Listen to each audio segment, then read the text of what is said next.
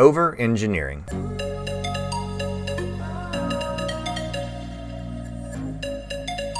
Hi everybody, this is Sam with Python Basics. So I want to talk about a subject that is near and dear to my heart and something that I have to guard against every single time.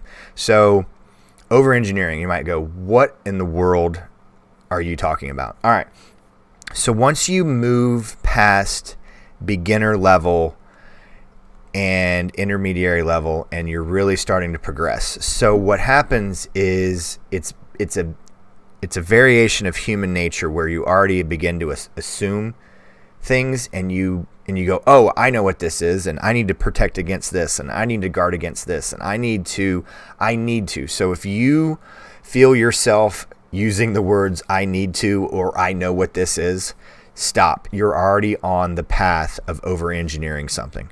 So you need to be very, very careful, because over-engineering, in my experience, is you're trying to solve 5% of the problems. You're outliers.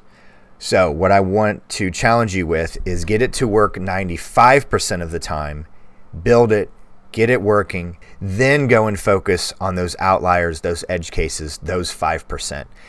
Because you can go down this rabbit hole and you end up making this overly complicated thing, this monstrosity, and then it doesn't work at all. It's non-efficient.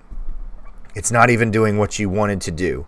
And then you're going to need to start back over. So write a line of code, test it, fix it, get it to work. So if you feel yourself already knowing how to solve the problem, already truly thinking you already have the problem, that's where the ego comes and lies and tells you and goes, oh, I know what this is. Well, you just saw the problem. You don't know what it is. And you see it in industry from throughout all industry of assuming that we know where the mistake is, assuming that we root cause analysis. We've never really talked about that, but making sure you understand what is really the problem. What are you really trying to fix?